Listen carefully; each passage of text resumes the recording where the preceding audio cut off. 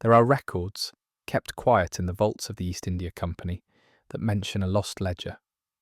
Not lost in war or fire, but intentionally buried, because it was too strange to explain. It was written by Silas Groves, a company agent posted in Surat in 1605, the year before Emperor Akbar died. Silas was one of the first Englishmen stationed in India. He was sent not as a soldier, but as a trader, specifically for indigo. Blue dye, rare, expensive, and cursed. At least that's what the locals whispered. The story begins with a shipment gone wrong.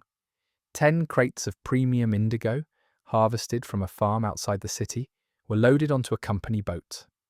Within an hour, the crew began to scream. Witnesses saw the men tearing at their clothes. One jumped overboard into the black water. 2 others were found staring into the sun, eyes burned, repeating a single word, Neela, blue. The cargo was burned.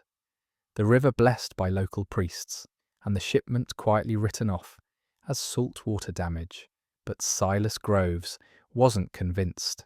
He traced the dye back to its origin, a remote village near the edge of Gujarat's salt flats. The village was not on any British map, nor Mughal. It was called Neelgar, Blue Fort. The locals refused to speak of it, but eventually an old Portuguese deserter told Silas, "They don't grow indigo there, they raise it." When Silas asked what that meant, the man crossed himself and walked away. He left for Neelgar with 2 sepoy escorts. They never reached it, not because they were stopped, but because the village wasn't there. The map said it should be a day's walk through dry brush and salt air. Instead, they found themselves walking in circles. Every path looped back to where they'd started. The sky turned the colour of ash. Their compasses spun. Birds vanished from the air. Then they heard music, low droning, like horns underwater, and from the mist they saw it, a wall, stone, tall, covered in blue pigment, so deep it seemed to glow from within. No village, no people, just the wall, and beyond it, a gate carved from bone, painted with eyes. Each eye was slightly open, each one watching. Silas stepped through. The sepoys refused. He entered alone, and what he found inside was never meant to be seen. According to his journal, Neelgar had no roofs, only open courtyards, filled with shallow indigo pools. They weren't vats, they weren't man-made, they were living. The dye moved on its own, it breathed, it rippled even without wind. And surrounding the pools were the attendants, pale, hairless figures with blue-painted mouths. They never spoke, only stared. One approached Silas and handed him a small bowl. Inside, not dye, but a tiny blue fetus, human in shape, but with no eyes. It dissolved before he could drop it. Then the music began again, and the ground started to pulse. Silas blacked out.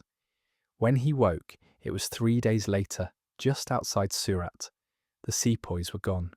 His hair had turned white at the temples, and etched into the skin of his palms were words in Devanagari, "You are the vessel now." The British records say Silas Groves went mad. He refused to return to England. He spoke to puddles. He began painting his room in indigo, walls, floor, ceiling, using crushed beetles and flower ash.